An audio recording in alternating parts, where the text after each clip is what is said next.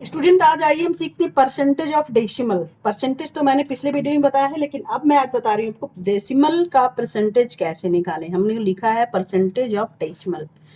तो क्वेश्चन हमने लिखा है 0.150 का 12% हिंदी में, और इंग्लिश में आप लिख सकते हो 12% ऑफ 0.150।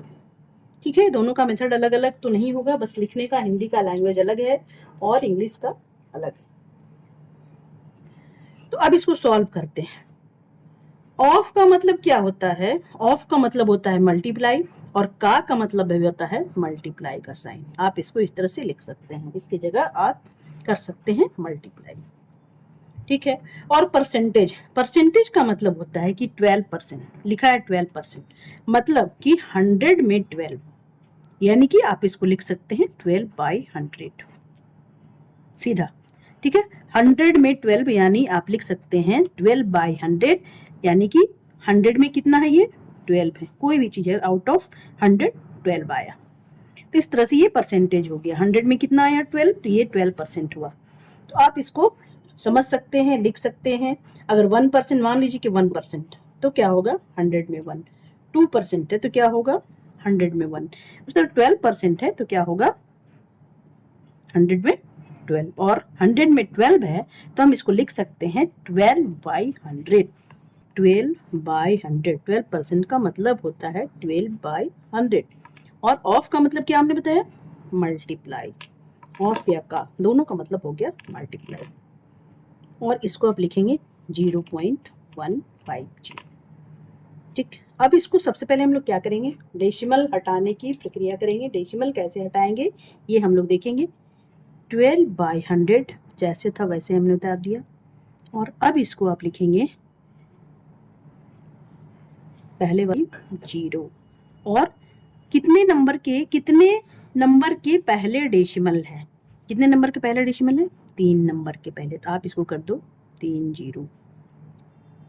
ठीक है, 1 2 3 उस नंबर के पहले आपका डेसिमल है, तो हमने यहाँ डिवाइडेड बाय कर दिया। डेसिमल हटाते हैं तो अगर डेसिमल के बाद 3 नंबर है तो उसको आप डिवाइडेड बाय, जितना जीरो रहेगा, इसमें 3 नंबर है तो 1000 हमने कर दिया। अगर 2 नंबर रहता तो 100 करते। तो इस तरह से अब इसको सॉल्व करते जाएंगे आगे। अब इसमें आपको थोड़ा सीधा नजर आ रहा होगा, डेसिमल हटा दिया हमने, परसेंटेज हटा दिया। अब इसको हम लोग सॉल्व करेंगे। सबसे पहले क्या करेंगे? 0 हटाएंगे। इसको आप 0 हटाइए, जितना 0 हटा सकते थे हटा दिया। ठीक है, अब इसमें तो कुछ नहीं, ऐसा नहीं लग रहा है कि 0 हटेगा।